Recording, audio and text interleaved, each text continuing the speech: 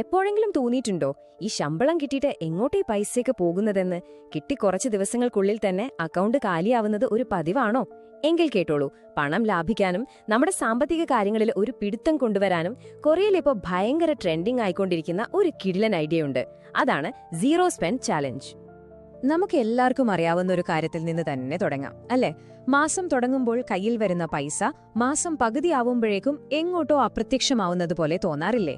പ്രത്യേകിച്ച് നമ്മൾ അത്രയൊന്നും ശ്രദ്ധിക്കാത്ത ചെറിയ ചെറിയ ചിലവുകളുടെ രൂപത്തിൽ. ഈ ഒരു ചോദ്യം നമ്മൾ എത്ര തവണ നമ്മളോട് തന്നെ ചോദിച്ചിട്ടുണ്ടാവും, അല്ലേ?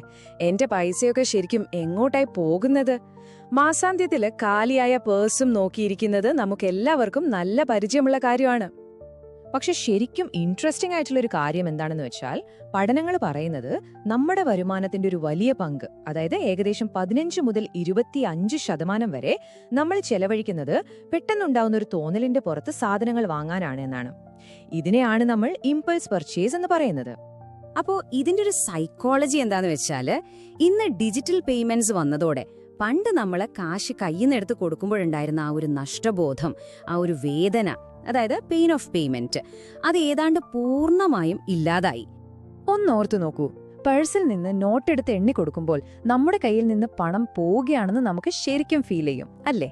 പക്ഷേ ഫോണിൽ ഒരു QR കോഡ് സ്കാൻ ചെയ്തൊരു ടാപ്പ് ചെയ്യുമ്പോഴോ ഒന്നും സംഭവിച്ചില്ല എന്നൊരു തോന്നലാണ്. ആ ഒരു മാനസികമായ വേദന അവിടെയില്ല. അപ്പോ ഈ ഒരു ഡിജിറ്റൽ മണി ലീക്ക്, ഇതിനെ തടയാൻ കൊറിയയിൽ ആളുകൾ ഒരു കിടിലൻ വഴി കണ്ടുപിടിച്ചിട്ടുണ്ട്. അതെന്താണെന്ന് നോക്കാം. ഇതിനെയാണ് അവർ മൂജിച്ചു എന്ന് പറയുന്നത്, അല്ലെങ്കിൽ സീറോ സ്പെൻഡ് ഡേ. വളരെ സിമ്പിൾ ആണ് സംഭവം. ആഴ്ചയിൽ ഒരു ദിവസം തിരഞ്ഞെടുക്കുക, എന്നിട്ട് ആ ദിവസം ₹1 പോലും ചെലവഴിക്കരുത്.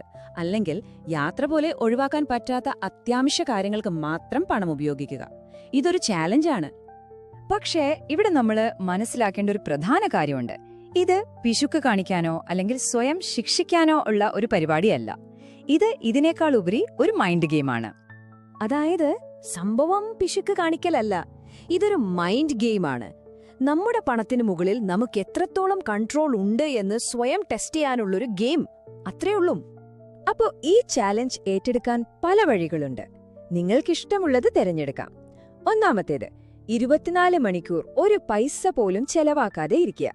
അല്ലെങ്കിൽ അത്യാവശ്യങ്ങൾക്ക്, അതായത് ഓഫീസിൽ പോകാനുള്ള ബസ് ചാർജ് പോലുള്ളവയ്ക്ക് മാത്രം പണം ഉപയോഗിക്കാം. അതുമല്ലെങ്കിൽ ആ ഒരു ദിവസം ഓൺലൈനായോ പുറത്തുപോയോ ഒരു തരത്തിലുള്ള ഷോപ്പിംഗും ചെയ്യില്ല എന്ന് തീരുമാനിക്കാം. നമ്മുടെ ചിലവുകളെ രണ്ടായിട്ട് തിരിക്കാമല്ലോ. ഒന്ന് ഫിക്സഡ്, അതായത് വീട്ടുവാടക, ഇലക്ട്രിസിറ്റി ബിൽ, അതൊന്നും നമുക്ക് മാറ്റാൻ പറ്റില്ല. മറ്റൊന്ന് വേരിയബിൾ, അതായത് പുറത്തുനിന്ന് കഴിക്കുന്നത്, ഷോപ്പിംഗ്, സിനിമ കാണുന്നത്, ഇതൊക്കെ നമ്മുടെ കയ്യിലാണ്. ഈ ചാലഞ്ച് ഫോക്കസ് ചെയ്യുന്നത് ആ രണ്ടാമത്തെ കാറ്റഗറിയിലാണ്. എവിടെയാണോ നമുക്ക് ശരിക്കും കൺട്രോൾ ഉള്ളത്. ഇനിയിപ്പോ നിങ്ങൾ വിചാരിക്കും, ഒരു ദിവസം പൈസ ചെലവാക്കാതിരുന്നിട്ട് എന്ത് വലിയ മാറ്റം വരാനാണെന്ന്, അല്ലേ? പക്ഷെ അതാണ് ശരിക്കും രസം. ഈ ചെറിയ മാറ്റങ്ങൾ കാലക്രമേണ ഉണ്ടാക്കുന്ന വലിയ ഇമ്പാക്റ്റ് എന്താണെന്ന് നോക്കാം. നമുക്ക് വെറുതെ ഒന്ന് സങ്കല്പിച്ചു നോക്കാം. നിങ്ങളുടെ ചാലഞ്ച് ദിവസം നിങ്ങൾ പുറത്തുപോയി ഭക്ഷണം കഴിക്കുന്ന ഒരു പ്ലാൻ ഒഴിവാക്കി. അല്ലെങ്കിൽ പെട്ടെന്നൊരു തോന്നലിൽ വാങ്ങാനിരുന്ന 2 സാധനങ്ങൾ വേണ്ടെന്ന് വെച്ചു. അങ്ങനെ ഒരു ₹500 ലാഭിച്ചു എന്ന് വയ്ക്കുക. ഇത് ഒരു ദിവസത്തെ കാര്യം. ഇനി ഇത് ആഴ്ചയിൽ ഒരു ദിവസം വെച്ച് ഒരു വർഷം മുഴുവൻ ചെയ്താൽ എത്രയാകുമെന്നറിയാമോ? ₹24,000. പക്ഷേ ശരിക്കുള്ള മാജിക് ഇനി വരാൻ പോകുന്നേയുള്ളൂ. ഈ ലാഭിച്ച പണം നിങ്ങൾ വെറുതെ വെക്കാതെ ഒരു 12% റിട്ടേൺ കിട്ടുന്ന എവിടെയെങ്കിലും ഇൻവെസ്റ്റ് ചെയ്താൽ 10 വർഷം കൊണ്ട് അത് ₹4,60,000 അധികമായി വളർന്നേക്കാം. കണ്ടില്ലേ ഒരു ചെറിയ തുടക്കം എവിടെ എത്തിയെന്ന്? അപ്പോ സ്വാഭാവികമായും ഒരു സംശയം വരാം, ഇത് പ്രായോഗികമാണോ അതോ വെറും പിശുക്ക് കാണിക്കലല്ലേ ഇത്? അപ്പോ ഒരു കാര്യം ക്ലിയറാക്കാം.